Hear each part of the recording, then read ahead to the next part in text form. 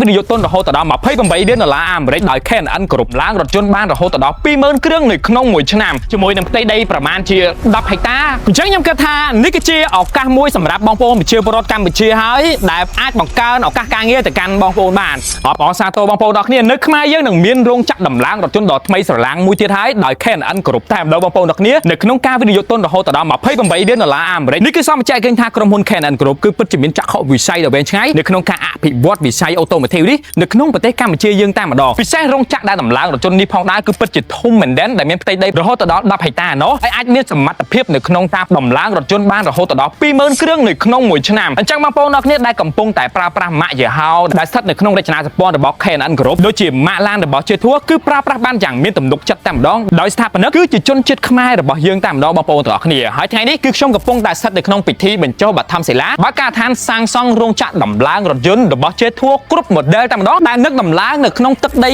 នៃខេត្តកណ្ដាលរបស់យើងនេះហើយកម្មវិធីថ្ងៃនេះគឺពិតជាអធិកអធមខ្លាំងមែនទែនមានការផ្ដល់កិត្តិយសដោយផ្ទាល់ពីសំណាក់អ្នកអង្គការគៀមខុនណាតធានក្រុមប្រឹក្សាភិបាលក្រុមហ៊ុន KNN Group ក៏ដូចជាការផ្ដល់កិត្តិយសចូលរួមពីឯកឧត្តមជាប្រធានអគ្គលេខាធិការគណៈកម្មាធិការវិនិយោគកម្ពុជាដោយផ្ទាល់តែម្ដងបងប្អូនទាំងអស់គ្នាលើពីនេះក៏មានការចូលរួមពីសំណាក់អ្នកផលិតមាតិកាជាច្រើនរូបទៀតដែរឥឡូវនេះបង្ហាញបងប្អូនបន្តិចអំពីគំរូប្លង់របស់រោងចក្រតែម្ដងដោយបងប្អូននឹងបានឃើញជាមួយនឹងកន្លែងផ្លូវនេះគួរឲ្យចាប់អារម្មណ៍យ៉ាងគេបំផុតតែម្ដងបន្ទាប់ពីដំឡើងបាននៅលទ្ធផលសម្រាប់ហើយនេះគឺជាកំណាត់ផ្លូវរលកក៏ដូចជាផ្លូវថ្មក៏ដូចជាកំណាត់ផ្លូវថ្មរៀងជ្រុងអីចឹងណាសម្រាប់ធ្វើការតេស្តរថយន្តរបស់យើងតើ